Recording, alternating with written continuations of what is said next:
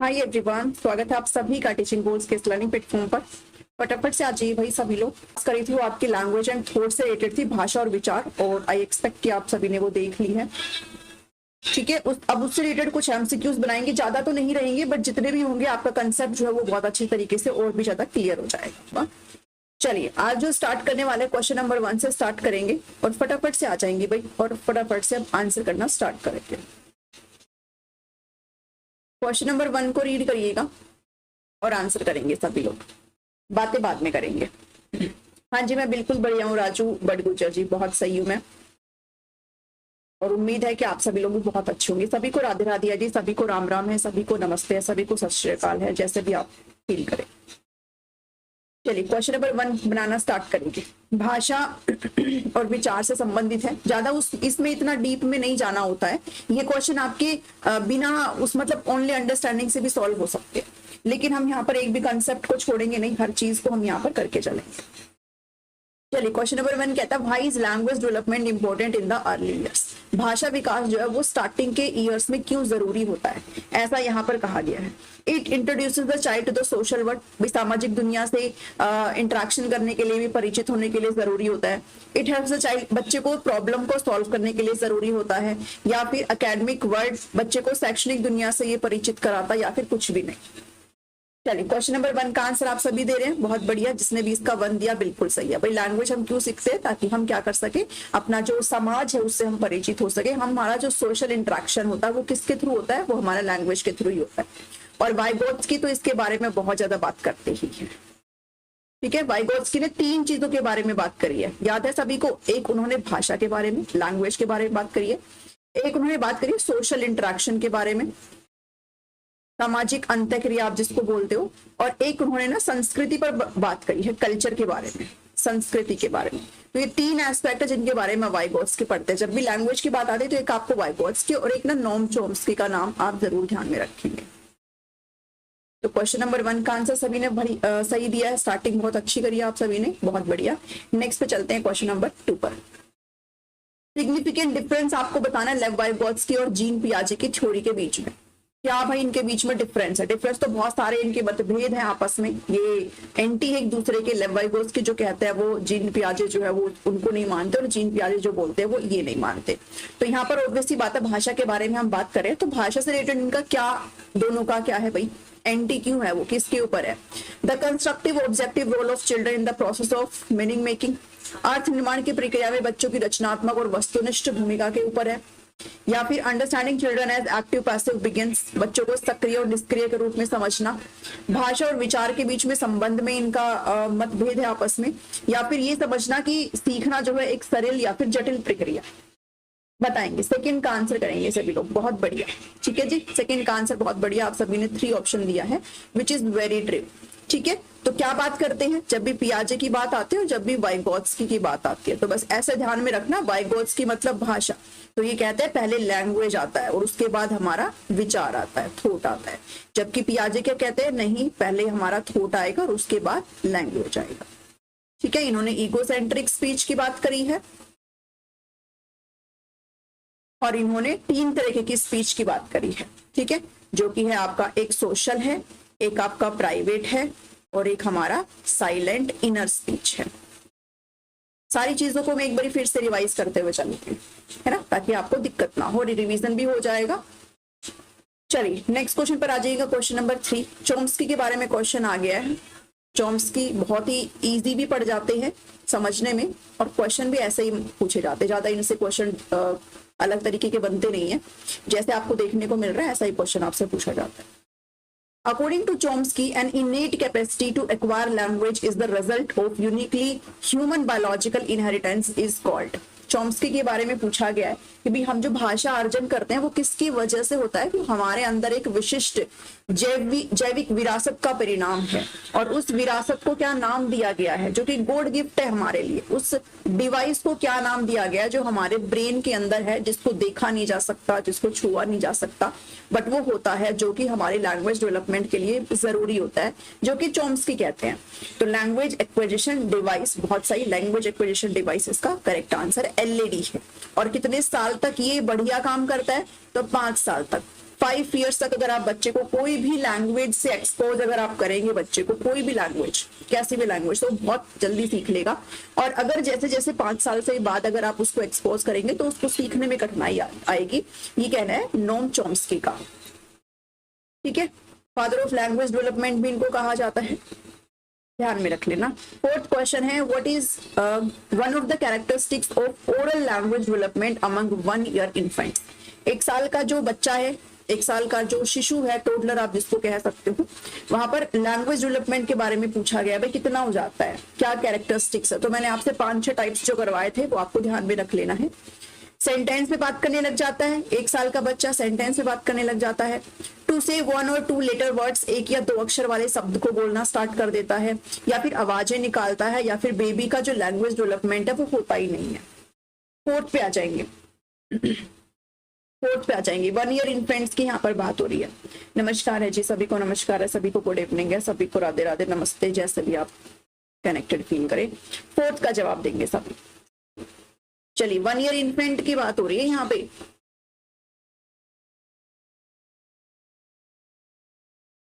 Speech देता है 1 year infant. चलो, क्यों इसका बी क्यों मार्क कर रहे हो भाई, किस खुशी में मार्क कर रहे हो बी, क्या हो गया है। नोट्स के लिए ये नंबर रहा, नहीं दिख रहा है तो यहाँ पर लिख देते हैं 7419055279। बहुत कैंडिडेट ने ले चुके हैं, आज भी करीब करीब 20 लोगों को नोट्स गए हैं भाई, तो बहुत सारे नोट्स यहाँ पर जा रहे हैं, तो आप भी अवेल कर सकते हो। बहुत ही कम अमाउंट में बहुत ही अच्छे नोट्स आपको मिल जाएंगे। चलो, यस, मैं जो ढूंढ रही थी वो सिर्फ एक कैंडिडेट ने दिया है। ऑप्शन नंबर सी किसने दिया है भाई, सिर्फ एक कैंडिडेट ने, दैट इज एकता बीट्स, बाकी किसी ने नहीं दिया।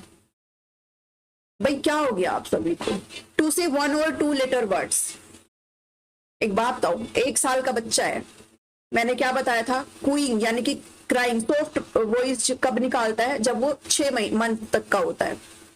उसके बाद कहा था कि बैबलिंग की स्टेज आ जाती है कब, 6 से 12, जिसमें वो मतलब ऐसे बोलता है बा बा बा बा बा, ऐसे मतलब कॉन्सोनेंट और जो वाउल है उसको कॉम्बिनेशन करके बोल देता है वो, ठीक है। जो 1 वर्ड है आपका, फिर वो नेक्स्ट पे जाता है, 1 साल के बाद पे जाता है। तो आप तो 1 और 2 लेटर वर्ड बोल रहे हो, क्यों मार्क कर रहे हो इसको।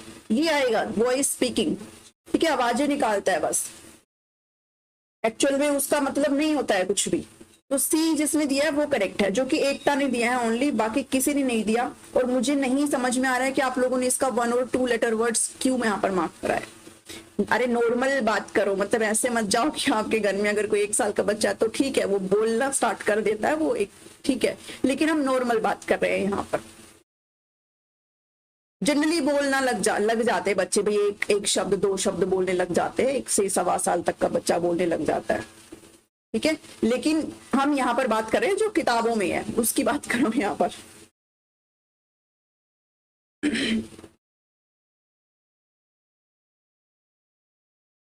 चलिए मैडम जी, हमने भी सी दिया है, ओके भाई, 2 कैंडिडेट ने दिया है, बाकी किसी ने नहीं दिया। चलिए ध्यान रखना इसको, ओके। इसमें था नहीं वैसे कुछ भी, बट कोई बात नहीं, अगर कंफ्यूजन में रह गए हो तो बस ध्यान रखना आप इसे। 5th क्वेश्चन पे आ जाइए। The child is raised in isolation, अलगाव में रखा गया बच्चे को किसी भी मानवीय कॉन्टेक्ट से, मतलब किसी भी लोगों से अलग थलग करके बच्चे को पाला गया है। Often shows extreme long lasting language deficit that are rarely entirely overcome by later exposure to the language. This evidence support to which aspect of language development? कह रहा भाई एक टाइम पर जो बच्चा है उसको ह्यूमन कांटेक्ट में बिल्कुल भी नहीं रखा गया है, तो ऑब्वियसली बात है उसको भाषा संबंधी परेशानी आएगी। अगर हम बाद में उसको लैंग्वेज से एक्सपोज करेंगे, बाद में अगर उसको समझाने की कोशिश करेंगे, भाषा सिखाने की कोशिश करेंगे, तो उसको दिक्कत आएगी, ठीक है। तो ये जो साक्षर भाषा विकास के किस पहलू का समर्थन करता है ये आपको बताना है। एनवायरमेंट का समर्थन करता है, पर्यावरण की बात करता है, बायोलॉजिकल है ये चीजें, इंटरेक्शनिस्ट है या फिर प्रेग्मेटिक है, बताएंगे।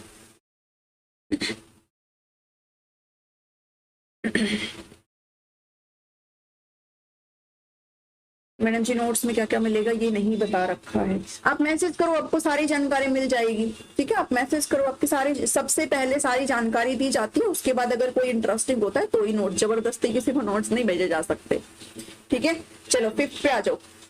यस बहुत बढ़िया। फिफ्थ का किसने दिया है? ए, सभी ने ए दिया है। सी क्यों कर रहे हो इंटरेक्शन? इंटरेक्शन तो तब होगा जब एनवायरमेंट होगा, ठीक है, तो ए इसका करेक्ट आंसर है। एनवायरमेंट ही नहीं दिया हमने बच्चे को, जब तक एनवायरमेंट नहीं देंगे वो बातें कैसे करेगा, इंटरेक्शन कैसे करेगा, ठीक है, तो एनवायरमेंटल जो फैक्टर है वो यहाँ पर रोल प्ले करेगा। फिफ्थ का ए, बहुत बढ़िया। मैं जिसमें कंफ्यूजन सोच रही थी आप लोग हो जाएंगे, आप उसमें नहीं हो रहे हो, और जिसमें मुझे कोई आइडिया नहीं है उसमें हो जा रहे हो। सिक्स क्वेश्चन में आ जाओ। कौन से थ्योरिस्ट है जो hypothesize that children have built in readiness to learn language? किस सिद्धांतकार ने यह परिकल्पना दी है कि बच्चों में भाषा सीखने के लिए तत्परता पैदा हो जाती है? चले, मैम रिप्लाई नहीं मिल रहा। एम यादव, मैम रिप्लाई नहीं आता कर रखा है मैसेज, तो ठीक है आ जाएगा आ जाएगा आ जाएगा, ठीक है।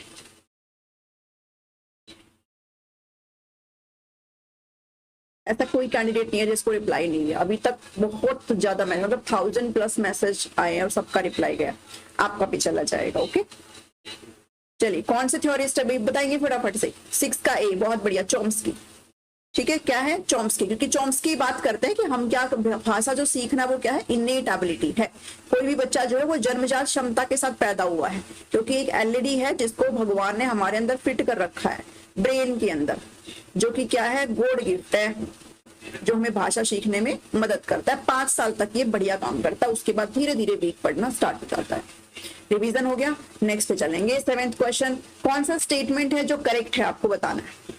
स्टेटमेंट 1 कहता है phonemic awareness is the ability to hear and manipulate sounds in words. Phonemic awareness का आप फोनेम से आप ये समझ लो कि जैसे हम हिंदी में वर्णमाला करते हैं ना, डिफरेंट अलग अलग जो वर्ण है उसको पढ़ते हैं, ऐसे इंग्लिश में अल्फाबेट जो होते हैं ना, वो आपकी क्या है, बिल्कुल स्मॉलेस्ट यूनिट है पढ़ने की लिखने की, ठीक है, सबसे स्मॉलेस्ट। तो इसके बारे में ही जानकारी फोनेमिक अवेयरनेस है।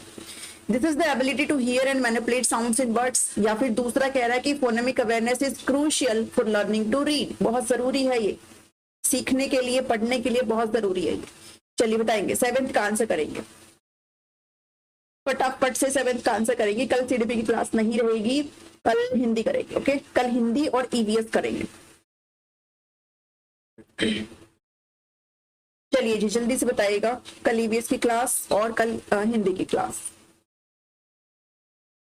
अरे बताओ क्या हो गया?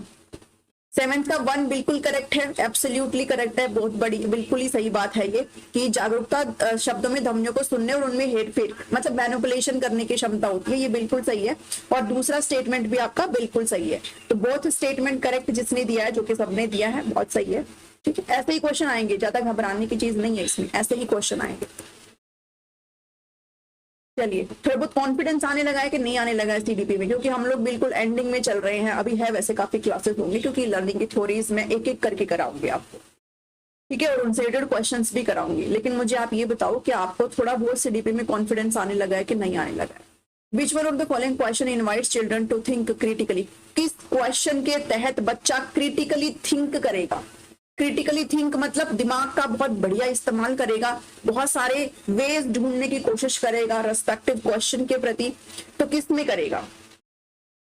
पेडागोजी की क्लास कब? ये लो, ये हो गई। आप ये आप समझो कि पेडागोजी की क्लास आई है, क्योंकि ये सेम टू सेम हम पेडागोजी में भी पढ़ेंगे, लैंग्वेज और ये सब चॉम्स्की वगैरह, जीन पियाजे क्या बोलते हैं भाषा के ऊपर, ये सब वहां भी जाएगा। बट ये सीडीपी में भी है, इसलिए मैंने कराया है, और पेडागोजी में कराऊंगी सीडीपी के बाद, क्योंकि मैं वेट में हूँ कि भाई वो क्या बोलते हैं अब की बार, कि पेडागोजी देंगे कि नहीं देंगे, बिकॉज मुद्दा काफी बड़ा उठा था। तो मे बी शायद इस बार वो थोड़ा सा इस चीज के प्रति सीरियस हो, बोर्ड वाले जो हैं, तो नहीं भी होंगे तो हम हो जाएंगे सीरियस, बट मैं कराऊंगी जरूर अगर आपको सिलेबस में मेंशन है तो। वो 10-12 क्लास में हो जाएगा, डोंट वरी अबाउट इट, वो पक्का कर देंगे।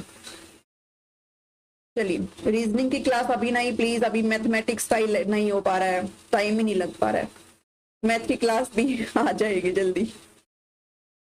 चलिए, 8 का क्या मार्क कर रहे हो? यस, बहुत बढ़िया, बहुत सही, बिल्कुल सही। किस क्वेश्चन में आ जाएगा? ऑप्शन नंबर 4, कि जब बच्चा क्या कहेगा, what are the different ways, जब हम उसको ये सोचने के लिए कहेंगे भाई ये समस्या है, आप बताओ कितने तरीके से आप इसको सॉल्व कर सकते हो, ठीक है। बाकी सब नॉर्मल चीजें है। तो 4 आपको बिल्कुल करेक्ट है, बहुत बढ़िया, ज्यादा एक्सप्लेन करने की मुझे नहीं लगता आपको जरूरत है। चलिए 9th क्वेश्चन पर आ जाइए। If a student is having trouble learning a language, एक नई भाषा सीखने में बच्चे को परेशानी हो रही है, तो आप उसको कैसे सिखाएंगे, क्या कैसे आप उसको हेल्प करेंगे? चलो बताओ, समझ लो आप सभी टीचर हो, है ना, और बताओ आप क्या करेंगे भाई? बच्चे के LSRW स्किल्स पर फोकस करेंगे, लिसनिंग, स्पीकिंग, रीडिंग और राइटिंग, ये हम पेडागोजी के अंदर पढ़ेंगे। और जिसने पेडागोजी अभी करनी है भाई, वो चाहता है कि नहीं मैं तो टाइम से पहले ही करना चाहता हूँ, तो मेरी प्रीवियस प्लेलिस्ट उठा करके देख लीजिए लास्ट ईयर की, उसमें आपको 10+ वीडियोस कुछ मिल जाएंगी, दैट आर इनफ। ठीक है, या फिर ग्रोइंग वोकैबुलरी बच्चे का हम ग्रो कर देंगे, asking him to use translation technique, convert कर करके देंगे, या फिर कुछ भी नहीं। मैथ की क्लास शुरू करो, मैथ 20 नंबर की आएगी। अच्छा, आप PRT के स्टूडेंट हैं? ट्रेड नोट में क्वेश्चंस हैं भाई, क्वेश्चंस हैं, ये सारे PDF आपको एज इट इज मिल जाएंगे वहां पर विद आंसर की। चलिए 9th का क्या मार्क कर रहे हो? देखो क्यों कर रहे हो भाई 9th का C? जिसने A किया है वो बिल्कुल सही है, बच्चे की LSRW, क्योंकि ये क्या है, हमारा नेचर है लैंग्वेज डेवलपमेंट का, सीक्वेंस है हमारी लैंग्वेज डेवलपमेंट की, क्रम जिसको बोलते हैं कि पहले बच्चा लिसनिंग करेगा, सुनना सीखेगा, फिर बच्चा सुन के ही तो बोलेगा, पहले सुनेगा।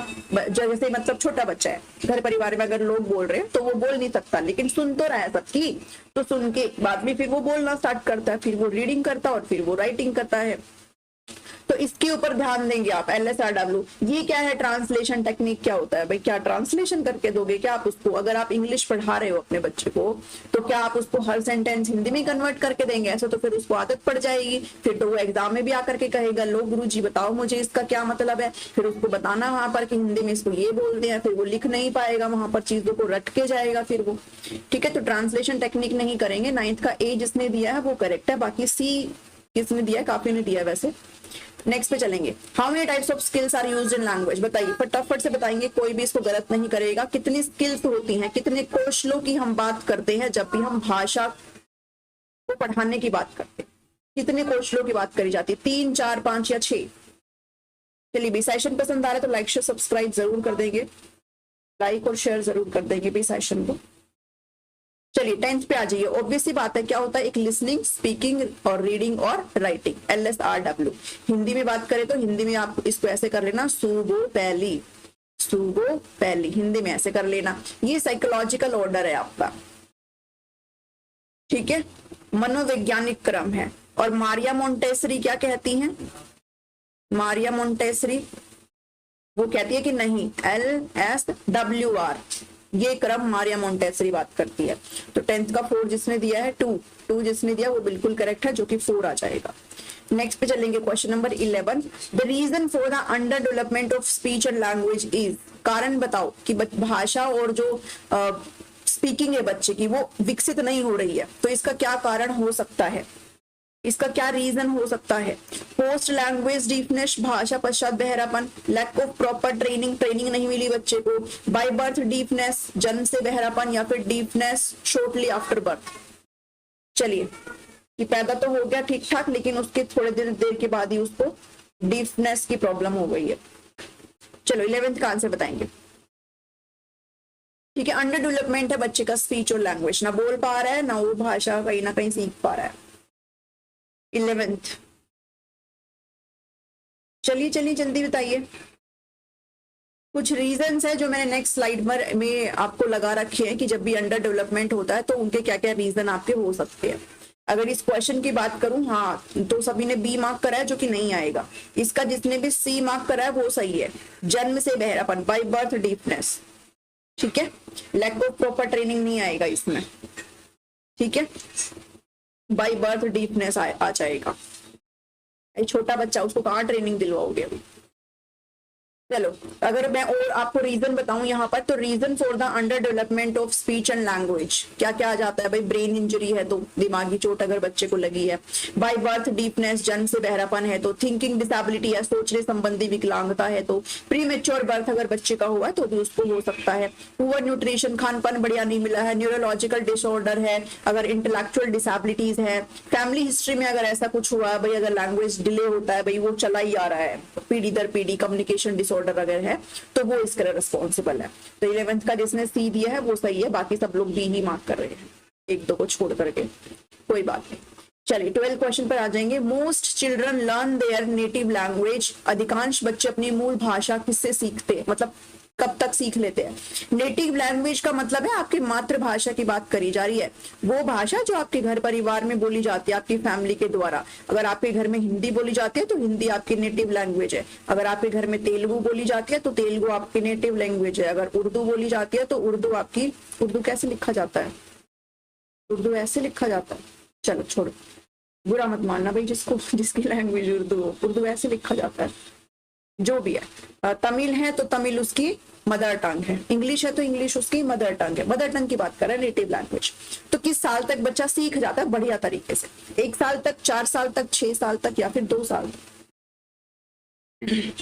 चलिए 12 का क्या दिया है, यस 12 का जिसने भी बी दिया बिल्कुल सही है, 4 साल तक, 4 से 5 साल तक। अगर आपको 5 भी दिखे तो भी आप टिक कर सकते हो। 4 से 5 साल तक जो बच्चा है वो कंप्लीटली अच्छे से सीख जाता है अपनी नेटिव लैंग्वेज को, ठीक है। और जब भी हम भाषा मतलब पेडागोजी पढ़ेंगे ना, तो उसमें हम बात करते हैं मदर टंग की, जो कि हमारा नेटिव लैंग्वेज है, ठीक है। और एक फॉरेन लैंग्वेज की बात करते हैं जो कि हमारी सेकंड हो जाती है। सेकंड जैसे मान लो अब हम लोग क्या है भाई, हमारे घर में क्या भाषा बोली जाती है, अब हरियाणा में तो लिखेंगे नहीं, हिंदी लिखेंगे ना, तो हमारी जो नेटिव लैंग्वेज है, जो मदर टंग है, वो क्या हो जाएगी, वो हिंदी हो जाएगी। और अगर फॉरेन की बात करें तो हम दूसरी भाषा क्या पढ़ते हैं, इंग्लिश पढ़ते हैं। क्या पढ़ते हैं, इंग्लिश पढ़ते हैं, ठीक है। तो थोड़ा एक जानकारी और ले लेना कि ये जो हिंदी है मतलब जो मदर टंग है, वो हम ऐसे ही क्या कर लेते हैं, एक्वायर कर लेते हैं अपने सुन के, ठीक है, वो एक्वायर कर लेते हैं। जबकि इसको हमें सीखना पड़ता है, इसकी हमें लर्निंग करनी पड़ती है। ऑब्वियसली बात है, हम इंग्लिश क्या कर रहे हैं, हम स्कूल में जाकर के लर्न कर रहे हैं ना, सारा स्ट्रक्चर वगैरह सब देख रहे हैं। इसमें आपको स्ट्रक्चर वगैरह पढ़ने की जरूरत नहीं है। आपने बस आप पढ़े हुए हो अपने चारपाई पे जब बच्चे थे, और जब आपने अपने माँ बाप को सुना, और जब वो जैसे आपसे बात करते आपने वैसे वैसे ही उनको इमिटेट करना शुरू करा, और आपने उस भाषा को सीख लिया, वो आपकी नेटिव लैंग्वेज है, ठीक है। इंग्लिश की क्लास अभी नहीं शुरू होगी। चलिए 13 पर आ जाइएगा। What is not a major concern of the school of the development of the child language competence. अगर बच्चे की भाषा संबंधी विकास की बात करें तो स्कूल का एक मेजर कंसर्न क्या नहीं है, ये आपको बताना है। स्कूल का क्या एक कंसर्न नहीं है, ये आपको बताना है। चलिएगा भाई 13 का बात करेंगे। 13 12 हो गया है, 9th का सी दे रहे हैं। Issue related to articulation and literacy, अभिव्यक्ति और साक्षरता से संबंधित मुद्दे, या फिर एनहांसिंग वोकैबुलरी क्वांटम, भाई शब्दावली बढ़ाना बच्चे की, ability to use language and create, बच्चा भाषा को यूज कर पाए, ठीक है, सृजन करने की क्षमता, और कम्युनिकेशन और थिंक करना। क्या स्कूल की एक आप कह सकते हो मेजर कंसर्न नहीं है, स्कूल की क्या एक चिंता नहीं है, स्कूल में क्या नहीं है, मतलब उसके हाथ में क्या नहीं है स्कूल के हाथ में, बताएंगे। 13 का D to think and communicate with others. अच्छा, और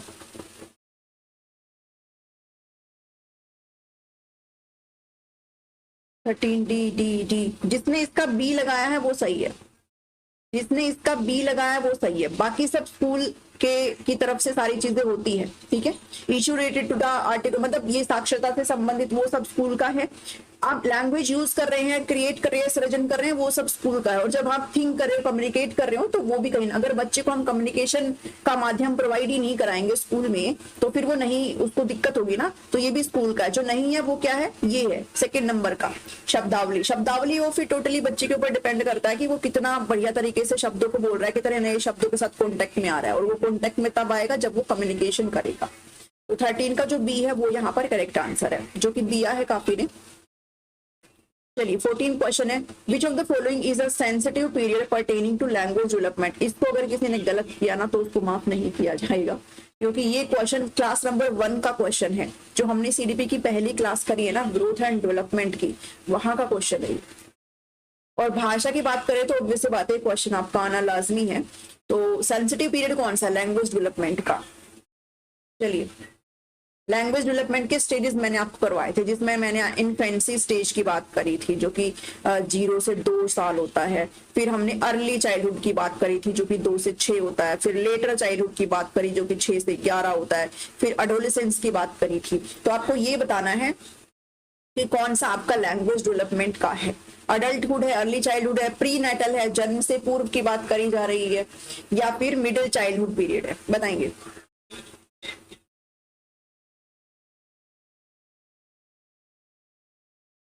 सबसे पहले मैंने लगाया यस, बहुत बढ़िया। चलिए, अर्ली चाइल्डहुड पीरियड बहुत बढ़िया, सही है सबका। जिसने भी अर्ली चाइल्डहुड लगाया बहुत बढ़िया। रिवीजन कर रहे हो मतलब सारे के सारे, है ना। रिवीजन जरूर प्लीज करते रहना। जिस दिन मैं क्लास स्किप करती हूँ ना, उस दिन आप ये समझ लो कि रिवीजन आपने करना है। According to B.F. Skinner, language development in children takes place. हमने यहाँ पर थ्योरीज ऑफ लैंग्वेज डेवलपमेंट की बात करी थी, भाषा विकास से संबंधित सिद्धांतों की बात करी थी, जिसमें हमने किन किन को पढ़ा था। हमने पियाजे को पढ़ा था, फिर हमने वाइगोत्स्की को भी देखा, फिर हमने चॉम्स्की को भी देख लिया। उसमें स्कीनर का नाम भी आप ऐड कर लेना, ठीक है। स्कीनर ने क्या दिया था, ऑपरेंट कंडीशनिंग थ्योरी दी थी ना, जिसमें उन्होंने बात करी थी लैंग्वेज की, उन्होंने भाषा के बारे में उसमें बात करी है वहां पर, ठीक है। और ये क्या है, बिहेवियरिज्म के अंदर आता है, व्यवहार के वाद के अंदर आता है। और बिहेवियरिज्म का मतलब क्या है कि हम लोगों को ऑब्जर्व करते हुए करते हैं चीजें। और जब भी भाषा की बात आती है तो ये कहते हैं, जो स्कीनर है वो कहता है कि बच्चा जो है इमिटेट करते हुए लैंग्वेज सीखता है, ऑब्जर्व करके लैंग्वेज सीखता है। ये कहना है किनका, स्कीनर का। स्कीनर ने कौन सी थ्योरी दी थी, ऑपरेंट कंडीशनिंग थ्योरी, ठीक है। आई थिंक हिंदी में उसको क्रिया प्रसूत सिद्धांत बोलते हैं, if I am not wrong. चलिए, as an outcome of inborn capability, as an outcome of training in grammar, imitation and reinforcement, या फिर outcome of maturity। चलिएगा भाई, रीइंफोर्समेंट हम ऑब्वियसली बात है स्कीनर के अंदर पढ़ते कि नहीं पढ़ते। रीइंफोर्समेंट की बहुत बड़ी बात, मतलब काफी अच्छे तरीके से हम रीइंफोर्समेंट को पढ़ते हैं। और आने वाली अभी थ्योरीज का सेशन स्टार्ट हो जाएगा, ठीक है। अगले क्लासेस से आपको थ्योरीज एक एक करके थ्योरीज, सारी थ्योरीज आपको कवर कराऊंगी उसमें। तो इसने जिसका आंसर, जिसने भी इसका 3 दिया वो बिल्कुल करेक्ट है भाई। स्कीनर बात करते हैं इमिटेशन के बारे में और रीइंफोर्समेंट के बारे में, पुनर्बलन के बारे में बात करती है। पॉजिटिव रीइंफोर्समेंट, नेगेटिव रीइंफोर्समेंट सुना होगा ना आप सभी ने, आएगा वो अभी सभी आगे। वैसे तो आई थिंक आप सबको पता है, आपने फटाफट से इसका सी मार्क कर दिया सभी ने, बहुत बढ़िया भाई। चलिए, इतने ही क्वेश्चन है भाई, क्योंकि छोटा सा टॉपिक्स था, ठीक है। जितने क्वेश्चन मुझे मिले मैंने लगा दिए, ये आपको आंसर की मिल जाती है, ठीक है जी। नोट्स के लिए आप इस नंबर पर संपर्क करते हो, आपको सारी जानकारी मिल जाएगी। मिलती हूँ नेक्स्ट वीडियो में। Thank you, thanks for watching me.